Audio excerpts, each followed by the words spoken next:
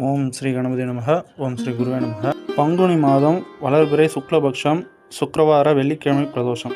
முதல்ல பிரதோஷம் என்னன்னு பார்ப்போம். பிரதோஷத்தோட வரலாறு முதல்ல பார்ப்போம். சிவன் ஆளுகால விஷத்தை பருகிய போது உடனிருந்த பார்வதி தாயார் சிவனின் கழுத்தை பிடித்து கொண்டார். இதனால் சிவன் பருகிய விஷம் சிவனின் உடம்பில் செல்லாமல் கழுத்து பகுதியிலேயே நின்றுவிட்டது. இதனால் சிவனின் கழுத்து பகுதி நீல நிறமாக மாறியது. இதனால் சிவனுக்கு திருநீலகண்டர் என பெயர் பெற்றார். அப்போது சிவனுக்கும் பார்வதி தாயாருக்கும் காவலாக நந்தியம்பெருமான் இருந்தார். கையிலில் அப்போது தேவர்கள் தஞ்சமடைந்திருந்தனர். சிவனின் நிலை பற்றி அறிய ஆவலாக இருந்தனர். எனவே சிவன் பார்வதி தாயாருடன் நந்தியம்பெருமான் தலை மீது இரு கொம்புகளின் நடுவில் தோன்றி சிவகணங்கள், தேவர்கள், முனிவர்கள், ஞானிகள் அனைவருக்கும் காட்சி அளித்து ஆசிகள் வழங்கினார். பிரதோஷ வேலை என்பது தினமும் அந்தி சாயும் பொழுது 4 மணி முதல் 6 மணி வரை ஆகும். இதை அறிய சூரிய உதயத்தை வைத்து கணக்கிட்டு கொள்ள வேண்டும். மாதத்தில் 2 முறை பிரதோஷம் வரும்.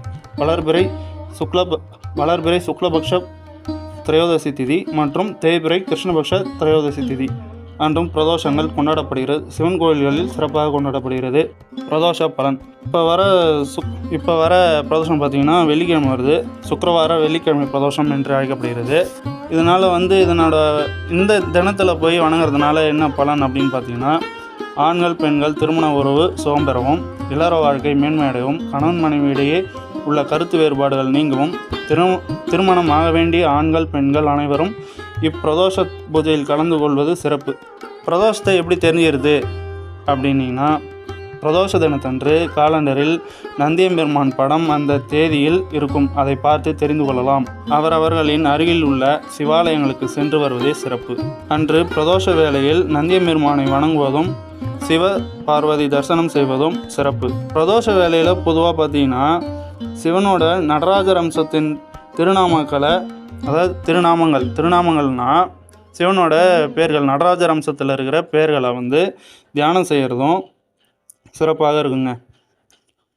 ரிஷபத்தில் மதிசூடிய மகேஸ்வரனை தேவியுடன் ரிஷபாரூட மூர்த்தியாக பிரதோஷ சமயத்தில் வழிபடுவோர் 1000 அஸ்வமேத யாகங்களை செய்த பலனை பெறுவர். அதாவது என்ன பலன் அப்படின்னு கேட்டிங்கன்னா, ரிஷப வாகனத்தில் பிறை சூடிய, அதாவது சந்திரனை தலையில் சூடிய சிவபெருமான் தன்னோட துணை தேவியாருடன், அதாவது பார்வதி தாயாருடன் ரிஷப வாகனத்தில் உலா வருவார். அன்னைக்கு அதை தரிசனம் செய்கிறதே சிறப்புங்க. அது 1000 அஸ்வமேத யாகங்களை செய்த பலனை தரும். இது மாலை வேலை பூஜைங்க. பிரதோஷ தினத்தன்று நந்தியம்பெருமானுக்கும் சிவபெருமானுக்கும் வில்வதளத்தால் அர்ச்சனை செய்வதும் வில்வ ஜலத்தால் அபிஷேகம் செய்வதும் சிறப்புங்க. கோயிலுக்கு வரும் பக்தர்கள் அர்ச்சனைக்கு தேங்காய் பழம், வெத்தலைப்பாக்கு இதெல்லாம் வாங்கிட்டு வருவாங்க. அப்போது அதேமாரி வில்வ தளங்களையும் எடுத்துகிட்டு சாமிக்கு அர்ச்சனை பண்ணால் ரொம்ப சிறப்பாக இருக்குங்க.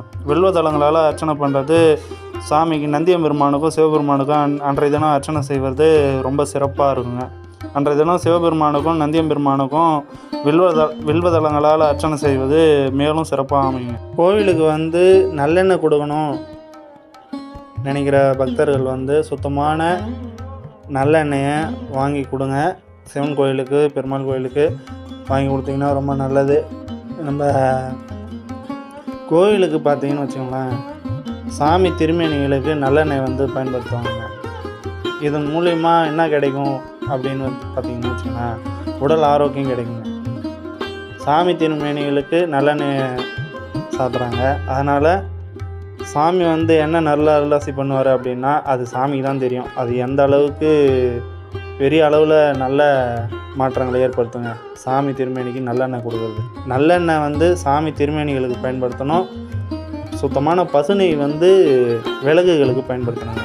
கோயில் பிரதோஷ நேரத்தில், பிரதோஷம் சாயங்காலம் 4 to 6ங்க. இந்த டைமில் பிரதோஷ நேரம் கொண்டாடுவாங்க. கோயிலில் அப்போ நந்தியம்பெருமானுக்கு அபிஷேக ஆராதனை எல்லாம் செய்வாங்க. அந்த அபிஷேக ஆராதனை முடிஞ்ச பிறகு உற்சவர் நந்தியம்பெருமான் வாகனத்தில் சிவபெருமானும் பார்வதி தாயாரும் நந்தியம்பெருமான் மேலே இருந்து உலா வருவாங்க. இதுதாங்க பிரதோஷத்தோட நடைமுறை. அதேமாரி பார்த்திங்கன்னா, இந்த பிரதோஷத்தில்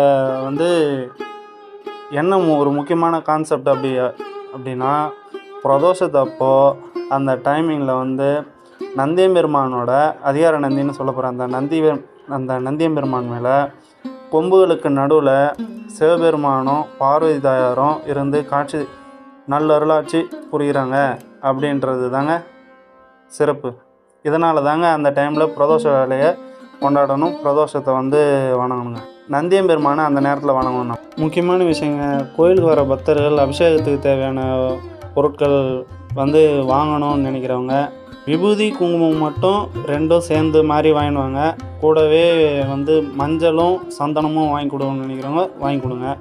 வில்வ ஜலம், வில்வதளம், வில்வ மாலை, அருகம்பில் மாலை, பன்னீர், அபிஷேகத்துக்கு விபூதி, இந்த பால், தயிர், நெய் இதெல்லாம் வாங்கி கொடுக்குறாங்க. இதில் ஏதாவது சொல்லப்பட்ட பொருள்களில் ஏதாவது ஒன்றாவது முடிஞ்சதை வாங்கி கொடுக்கலாங்க. அது ஒன்றும் நல்லது தான். ஏதாவது ஒன்று உங்களால் முடியும்னா அதை கூட நீங்கள் செய்யலாம், விருப்பப்பட்டதை.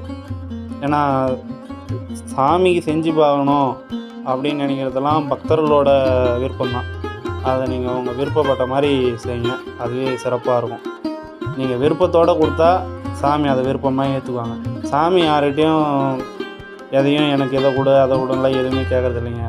பக்தர்கள் நாம் தான் வந்து நம்ம இஷ்டப்பட்டு நம்ம சாமி, நம்ம அப்பா, நம்ம அம்மா அப்படி சொல்லி தான் நாம் தான் வந்து பக்தியோடு அவங்களுக்கு வந்து வாங்கி செஞ்சு பார்க்கணும், செஞ்சு அவங்களுக்கு அழகு பார்க்கணும் அப்படின்னு சொல்லிட்டு நாம் தான் நினைக்கிறோம்.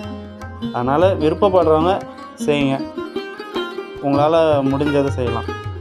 அதெல்லாம் பக்தர்களோட விருப்பம்தான் செய்கிறதெல்லாம். மேலும் இது போன்ற ஆன்மீக தகவல்களுக்கு நம்ம ஸ்ரீ சுபர்ணன்ற இந்த யூடியூப் சேனலை சப்ஸ்கிரைப் பண்ணிங்க, லைக் பண்ணுங்கள், ஷேர் பண்ணுங்கள். உங்கள் நண்பர்களுக்கும் இது பற்றிய அறிவிப்புகளை தெரிவிங்க. நன்றிகள், வணக்கம்.